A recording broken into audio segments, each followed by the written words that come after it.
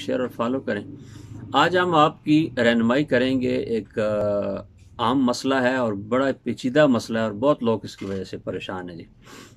वो ये है कि बीमारी के बाद अमूमन मरीज़ जो है वो दवाएं खाता रहता होता है, तो उसकी वजह से उसकी भूख ख़त्म हो जाती है जी। पेट सख्त हो जाता है, कब्ज़ हो जाती है, मुंह के अंदर बू आना शुरू हो जाती है, मुंह में बाज़ लोगों के छाले बन जाते हैं और भूख तो बिल्कुल ख़त्म होती है और मरीज़ बड़ा परेशान होता है कि अब मैं क्या करूं।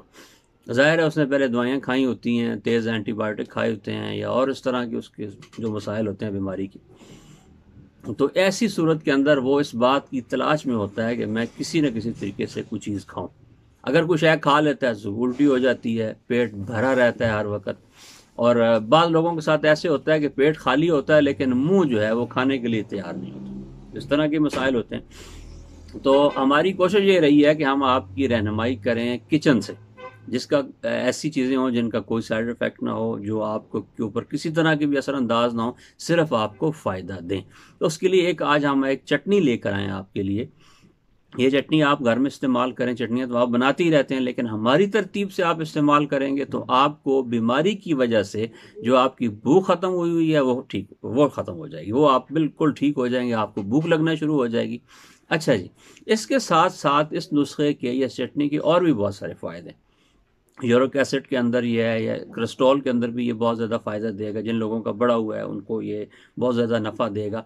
और जिन लोगों का जिगर ख़राब है, जिन लोगों के मैदे के अंदर मसाइल हैं, ठीक है, तो वो सारे के सारे जो हैं, कब्ज़ है, दायमी कब्ज़ है, तबख़ीर है, वो सारी चीज़ें जो हैं वो इस नुस्खे से, इस चटनी से, ठीक है, वो कवर हो जाएंगी। चटनी क्या है जी? 4 चीज़ें। एक अदरक लेनी है आपने 1 चटांग, पुदीना आपने 1 चटांग लेना है, और अनारदाना। अनारदाना कोशिश आपने ये करनी है कि सफ़ेद रंग का हो। एक होता है वो थोड़ा सा गुलाबी रंग का होता है, तो खट्टा होता है। एक होता है मीठा अनारदाना, यानी वो सफ़ेद रंग का, उसकी ये निशानी है।